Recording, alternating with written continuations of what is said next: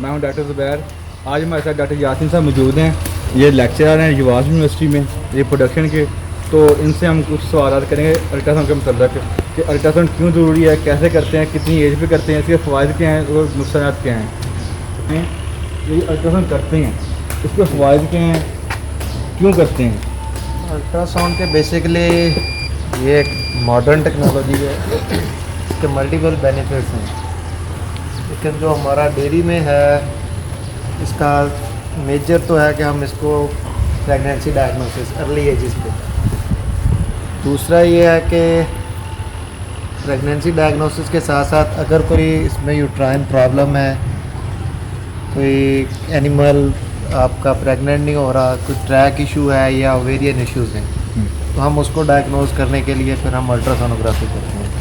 Basically यही इसका जो है वो मेजर हम कह लें कि डेयरी में इसका यूज़ करते हैं। अच्छा डॉक्टर साहब बताएं कि हम अल्ट्रासाउंड के मतलब कि कौन सी बीमारी का मतलब हम जान सकते हैं, रिप्रोडक्शन की कौन सी बीमारी जिनकी वजह से हम जान सकते हैं कि ये अल्ट्रासाउंड कंफर्म हो सकती हैं।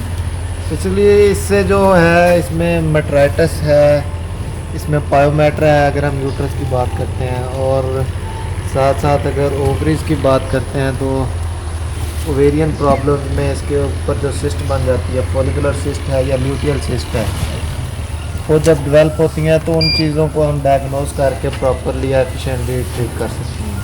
अच्छा डॉक्टर साहब बताएं कि गायें भैंसों में बांझपन की वजह क्या हो सकती हैं। क्या हम बांझपन को देख सकते हैं अल्ट्रासाउंड की मशीन की वजह से कि ये बांझ है या बांझ नहीं है। बिल्कुल देख सकते हैं। वो बेसिकली उसको हम बांझपन को कन्वर्ट करें तो हम कहते हैं कि ये है इसका एनेस्ट्रस है, एनिमल हीट में नहीं आ रहा। तो हीट में ना आने की मल्टीपल वजूहत हैं, डिफरेंट उसकी रीज़न है, तो उसको हम डायग्नोज कर सकते हैं थ्रू अल्ट्रासोनोग्राफी। अगर डॉक्टर साहब देखें अगर कोई एनिमल हीट में नहीं आ रहा तो हम उसको क्या कर सकते हैं, उसका क्या ट्रीटमेंट कर सकते हैं। वो तो डायग्नोसिस के हिसाब से ट्रीटमेंट होगा। कोई इन्फेक्शन की वजह से नहीं आ रहा तो हम उसके इन्फेक्शन को ट्रीट करेंगे। अगर ओवेरियन प्रॉब्लम है तो हम उस ओवेरियन प्रॉब्लम को रेक्टिफाई करेंगे। उसके ऊपर फॉलिकुलर सिस्ट है, ल्यूटियल सिस्ट है, एनेस्ट्रस है, तो उस हिसाब से फिर हम उसका ट्रीटमेंट। डॉक्टर साहब ये बता दें कि हम कम से कम कितने दिन पर इसकी प्रेगनेंसी चेक कर सकते हैं अल्ट्रासाउंड की मदद से। अल्ट्रासाउंड की मदद से डेयरी एनिमल्स में हम 28 डेज़ की कंफर्म कर लेते हैं कि ये एनिमल प्रेग्नेंट है या नहीं प्रेग्नेंट है। ठीक है। अगर हम इसका ट्रैक देखते हैं तो ट्रैक बिल्कुल खाली है, दोनों यूट्राइन आर्म इसके एम्प्टी है, कोई फ्लूइड नहीं है। तो ये हम इसको कंफर्म कर देते हैं कि ये नॉन प्रेग्नेंट है, लेकिन साइक्लिक भी नहीं है। साइक्लिक भी नहीं है कि इसके ऊपर CL हो तो हम कहते हैं कि जी ये एनिमल साइक्लिक है। अगर CL नहीं है तो हम कहते हैं कि ये एनिमल। अच्छा डॉक्टर साहब हमारे कुछ देहातों में लोग सवाल पूछते हैं जो अल्ट्रासाउंड से प्रेगनेंसी चेक करते हैं, उसकी कोई कंफर्मेशन नहीं होती है, लोग डरते हैं, कहते हैं कि मशीन जाएगी अंदर पता नहीं क्या होगा। तो डॉक्टर उनका बताएंगे क्या हल है उसका। बेसिकली दो डिफरेंट कंसेप्ट हैं इस हवाले से ना। लोगों का एक है कि जिस तरह ह्यूमन साइड में हम अल्ट्रासोनोग्राफी करते हैं तो कहते हैं जी बाहर से ही आप अब्डोमेन से या पेट से उसकी अल्ट्रासाउंड करके कंफर्म कर लेते हैं। लेकिन इसमें वो कंसेप्ट नहीं है कि बाहर से करें। इसमें होता है कि हमें हाथ इसमें डालना ही पड़ता है, लेकिन उसका डिफरेंस ये होता है कि हम उसके बच्चे को ज़्यादा मैनिपुलेट नहीं करते, ज़्यादा छेड़छाड़ नहीं करते, ये कहते हैं सिंपल वर्ड्स में। ठीक है। तो इस तरह उसके अबॉर्शन के चांसेस या फीटस लॉस होने के चांसेस बहुत कम होते हैं कि अल्ट्रासोनोग्राफी से आप कंफर्म कर ले। और दूसरा यह है कि आपका टाइम बच जाता है। टाइम बच जाता है। जैसे हम अगर हाथ चेक करें 45 डेज़ के बाद या 60 डेज पर चेक करते हैं, लेकिन अल्ट्रासाउंड की मदद से हम 28 डेज पर प्रेगनेंसी चेक कर लेते हैं। 28 डेज पे हमारा साइकिल अगला साइकिल बच जाता है।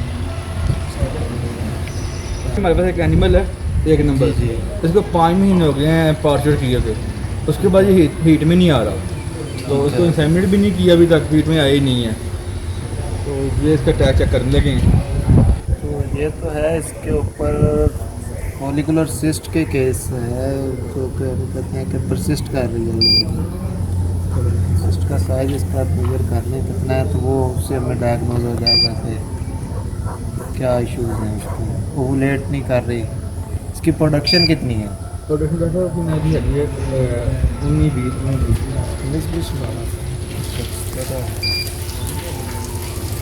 तो बेसिकली वो हाई प्रोड्यूसर एनिमल की भी मल्टीपल रीजंस हैं कि वो हीट में नहीं आ रहा हो। तो उसमें एक तो रीज़न उसकी प्रोडक्शन होती है नेगेटिव एनर्जी बैलेंस, और उसमें फिर उसकी हार्मोनल इम्बैलेंस हो जाता है, तो वो भी एक इसमें रीज़न होती है। लेकिन दूसरी रीज़न ये है कि मेजर इसका अब इसका सीज़न नहीं है, नॉन ब्रीडिंग सीज़न में ये एनिमल हीट में ही नहीं आता, तो वेट करें कोई, मेरा ख्याल है ओवुलेट कर नहीं रहा इसका फॉलो, वेट कर ले तो। देखिए हमारा कोई एनिमल हीट में नहीं आ रहा, जैसे ब्रीडिंग सीजन नहीं है, लेकिन ये कमर्शियल डेयरी फार्म में हमारी जो मजबूरी है इसको हीट में लाना, उसको इम्पैक्ट करना, तो उसका क्या सोल्यूशन आप बता सकते हैं हमें? कमर्शियल में फिर ये होता है कि आप उसको हार्मोनल प्रोटोकॉल या सिंक्रोनाइज करें एनिमल्स को, ठीक है, तो उसके लिए फिर सबसे बेस्ट तो यही होता है कि हम उसमें सीजन प्रोटोकॉल यूज़ करें, ठीक है, क्योंकि प्रोजेस्टेरॉन का लेवल देते हैं, उससे कोई नेगेटिव एनर्जी बैलेंस उसका जो है P4 है वो उसको नेगेटिव फीडबैक देता है, तो उसकी वजह से साइक्लिक हो जाता है, मतलब हम साइक्लिक करके उसको ब्रीडिंग की तरफ ले गए, ये नहीं है कि नहीं लेके जा सकते, लेके जा सकते